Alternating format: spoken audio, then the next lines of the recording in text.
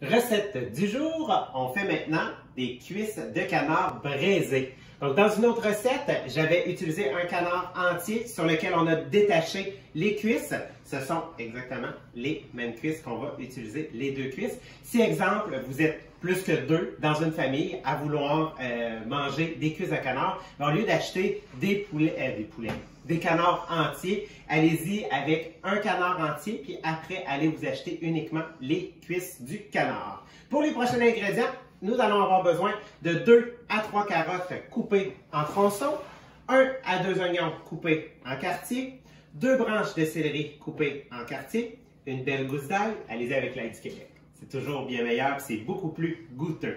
On y va avec un beau bouquet de fines herbes. Donc, en ce moment, on a décidé d'y aller avec du romarin, avec du thym ainsi que du persil frais, toujours meilleur aussi, qu'on va mettre à la fin dans la cuisson. Des grains de poivre, du sel et notre bouillon de poulet. Donc, bouillon de poulet, vous pouvez l'avoir déjà fait maison, par exemple. Sinon, si vous ne l'avez pas, évitez le bouillon de poulet en poudre. Allez-y avec le concentré, le Bovril, que souvent on appelle ça. Ça va être beaucoup plus intéressant. Donc, première des étapes, parce que c'est une recette qui se fait en 2 étapes, on va venir utiliser les Ultra Pro, donc nos contenants qui vont au four.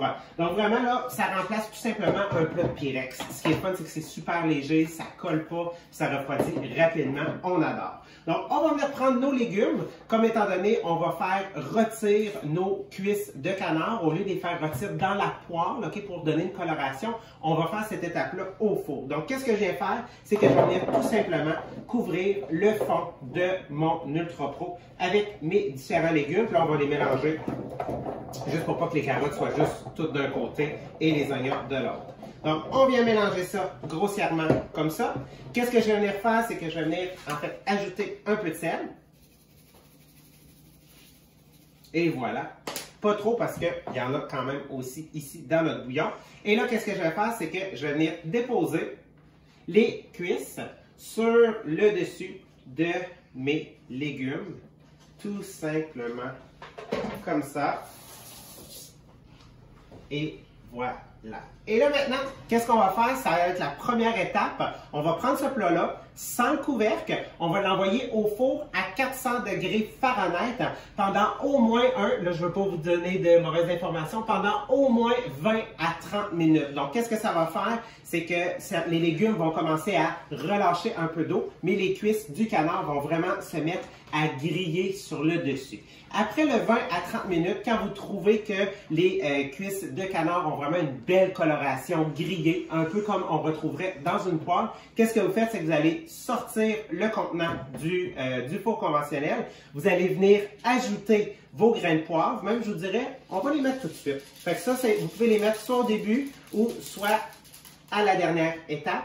Et là, vous allez venir ajouter aussi le bouquet de fines herbes fraîches par-dessus et vous allez venir couvrir du bouillon de poulet. Et pour terminer, la dernière étape, il faut avoir le couvercle. Okay? Et comme c'est braisé, comme un mijoté, il va falloir réduire la puissance du four conventionnel. On va le réduire à 275 Fahrenheit et là, tu l'oublies.